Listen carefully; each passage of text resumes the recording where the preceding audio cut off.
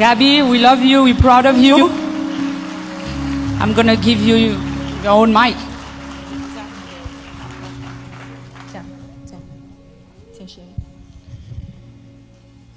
Bonsoir tout le monde.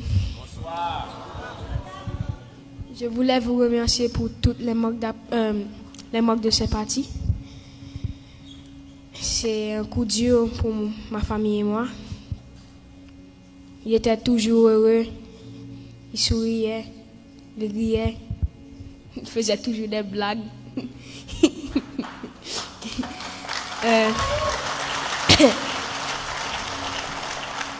Je voulais aussi dire que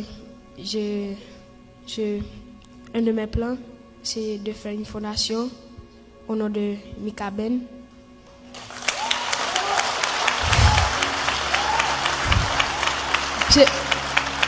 Je voudrais aussi que tous ces projets continuent parce qu'il avait beaucoup de projets et beaucoup de projets.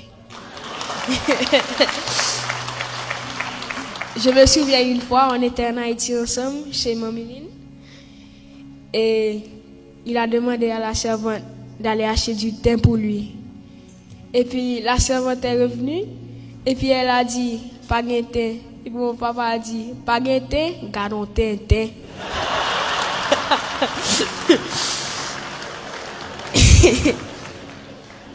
Je sais qu'il va nous manquer tous. Et je voulais remercier ma famille et tout le monde qui est ici. Merci d'être venu pour mon papa. Je vous aime.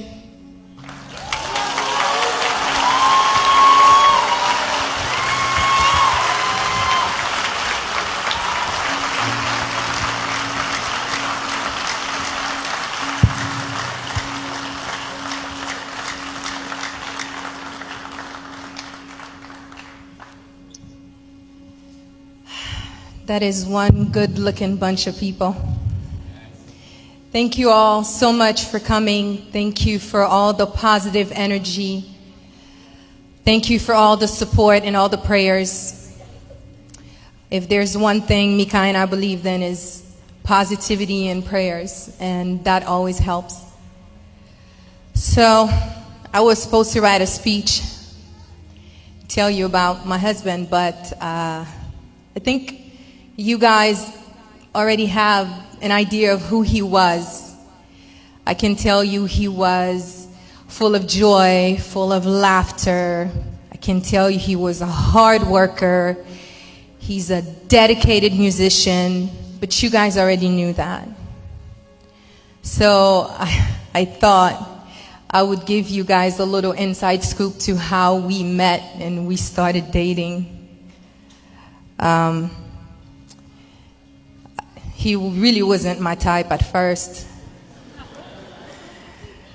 So my cousin Caroline had a birthday party and he was hi baby, and he was a performer there. And you know, I don't really get starstruck, so it was whatever. You know, Mikaben, J. Perry, Egg Vilgal, okay, whatever. And at the end of the show, I went and hugged the person who hosted the party, which was called Christian. And I went and said bye or whatever, and he was in the middle of a conversation with Mika. So I was like, oh, excuse me, I'm trying to leave, you know. Thank you, it was a great party. And I said, oh, you did good. And I left. So per Mika's recollection, he was telling me the next day he was supposed to go play tennis with one of his bestest friends, Olivier, and my cousin Frankie, which I didn't even know that they knew each other. So the time came for them to go play, and Mika was just stuck on his phone, just swiping through Instagram. He's like, I'm looking for this girl. We took a picture together. I know they're going to post it. How are they not going to post the picture with me? So they're swiping. Frankie's getting impatient. So Mika kept the course and he just kept looking. But what he did not know is that my cousin is very present on social media, so the picture was bound to come out. So he finally found the picture, And he's like, yo, me famna. And so Frankie's like, bueno. And then, so he turned the phone around and he's like, this girl, I need to know her name and I need to know how I can reach her. And Frankie was like, what the? So Mika was like, yo, is that you? Is that your ex? Like, what's up? He's like, nah, man, that's family. She's too good for you. It's not happening. So in the middle of the conversation, my name came up. So now he had a name. So he was like, okay. So then he called the person who hosted the party. And he said, hey, I'm going to send you a picture. Her name is Vanessa. I think it's Fanfan. Do you know her? Do you have her number? So Carl was like, yeah, I can get you in touch with her. So Carl called me. Hey, I have somebody who wants your number. Can I give it to them? But he doesn't want me to tell you who it is. I was like, hell no. And I was like, well, what's the big secret? Why does the person not want me to know who it is? Like, what is that about? That's absolutely not. And so in my mind, that was that. But I guess Mika just kept on harassing Carl, and Carl kept harassing me. So I got all kinds of bribes. Listen, I'm going to take you to the Versace house. Let's go have dinner. We can talk about this. Can I give him your number, though? No. So finally, I gave in. He suggested we do a group chat on WhatsApp. And he said, you know, if anything, you can just block him if you don't like him. I was like, Christian, if that's going to get you off my back, do the group chat. So he did the group chat. And he said, Vanessa, Mikael, Vanessa. And I was like, well, hello. Mikael, who? Do you have a last name? And he was like, Benjamin. I was like, LOL. I was like, you could have just said so. My attitude would have been the same. So we briefly talked. I was not in a place in my life where I was looking for anything. So even though the conversations were short, hey, how's your day? It's good. What are you doing this week? You coming to Miami? No, not really. You know, he never gave up. So he let a week go by and he'd hit me with a, hey, just thought of you. Are you in Miami? No. Until one day he told me a joke, and honestly, I don't even remember which joke it was. And I was like, oh, you're kind of funny. You can make me laugh.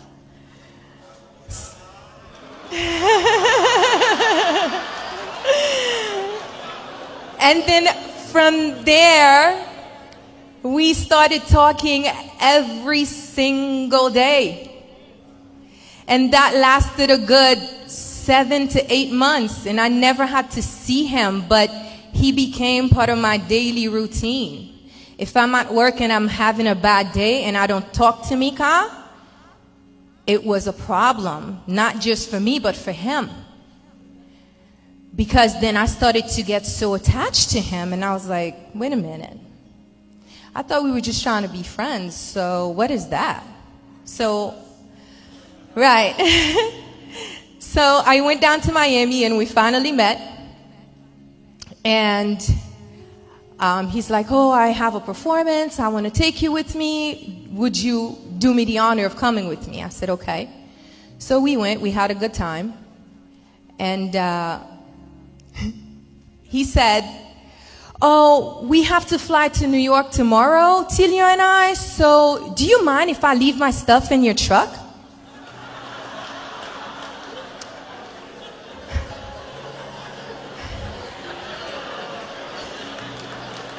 I was like, sure. He's like, it's not that much. I said, yeah, no problem. You know, by that time I like him, you know. I'm feeling him. He's nice. He makes me laugh. And quite frankly, I couldn't go a whole day without talking to him. So they loaded up the truck. And I mean, they loaded up my truck. And a couple things was I have a 4Runner, guys. The truck was full. So I called him. I said, oh, it was more than a couple things, you know. What if I had to go do something with my truck? Like, that's a little sumun, a little bit. I mean, and he was like, so of course he put it on Tilion's back. What Tilion said, I didn't need to travel with all that if you were going to be here when we come back. So we thought it would be okay. Yeah. And then he said, oh, by the way, my shirt was too sweaty, so it was wet. Do you mind picking it up and doing the laundry?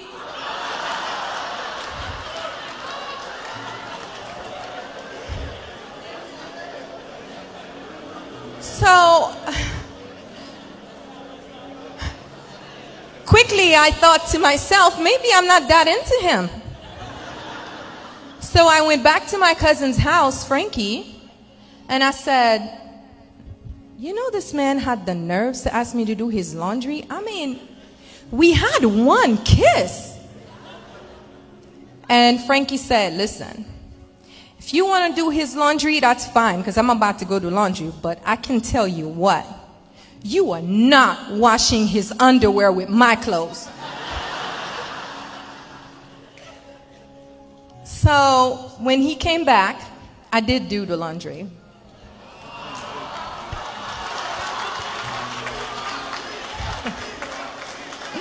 I did it. But when he came back, I couldn't wait to give him a piece of my mind. And I remember Tilion saying, Mika, ça va manger avec fouette, non? And on my way home, I called him and I told him, you know, I don't think this is going to work out. First of all, you travel too much. I like the boring life. I want to be home, have kids, go to the park, go to the movies, the simple life. You want to travel, you want to have your fans. I don't think that's the life for me. This man told me, let me tell you something. You're my last stop.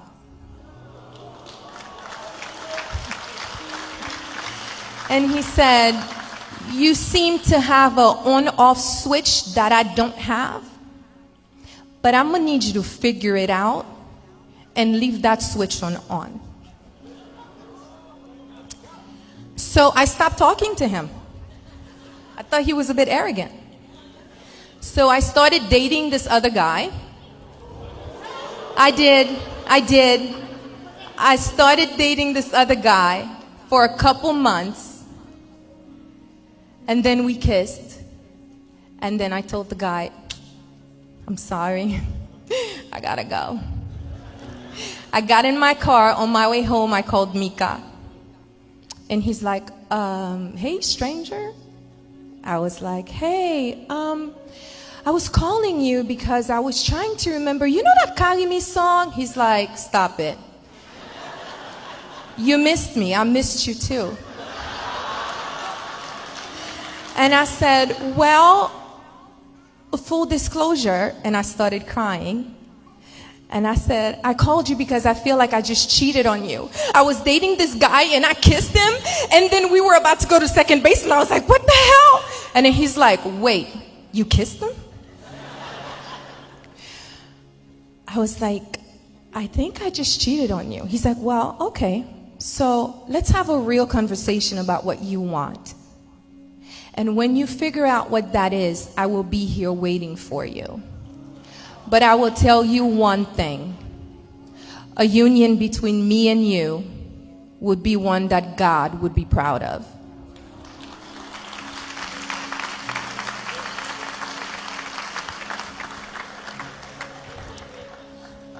That was the day we decided that we were going to give our love a shot.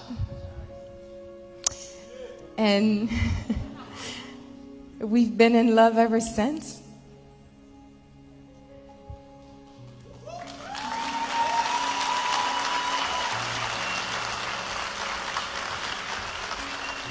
He was a challenge to date. he was a little bit sheltered. He didn't know how to cook. He didn't know how to clean.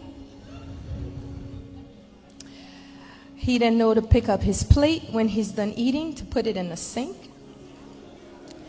And he got stuck at my house for 6 months during COVID. Yeah. Would you believe by the time we got married, I have not cooked in my house in over 1.5 years. I taught Mika how to cook, and he excelled so much at it, I don't even know how to make sauce pois. Mika can make jus blanc, sauce pois, poule, cordon. He can make saumon, and it's not just any kind of salmon. It's salmon avec sauce béchamel, avec pommes de terre. Mika knows how to clean. Mika does the laundry. He doesn't fold the clothes or put them in the right place, but he does the laundry. So he is the type of person who, when he really wanted something, he applied himself and he made it happen. So I'm going to leave you guys with affirmations that we used to do every morning together. And I hope you guys can find him in those words.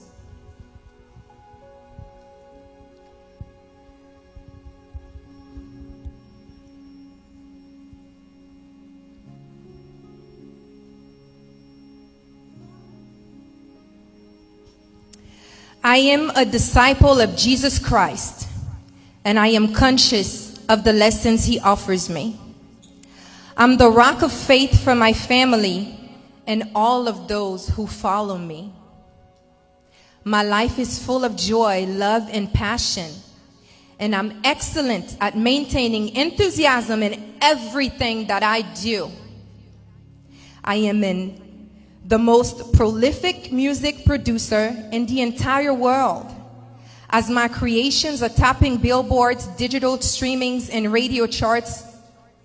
I bring a sense of serenity and lots of positivity to my family. Our common goals are aligned to fulfill our Heavenly Father's will and desires through our life's achievements. Today, I'm balancing my time between personal refinement, inspiring others, and creating memories with my family and friends.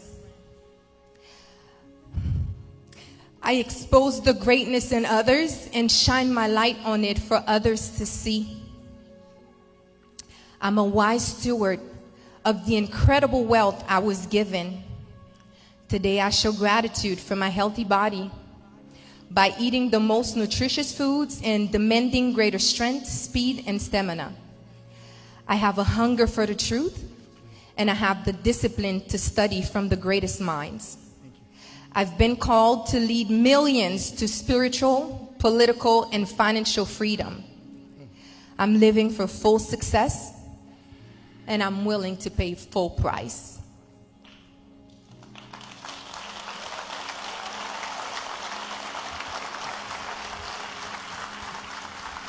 Thank you, Vanessa, for that wonderful story. You are fantastic.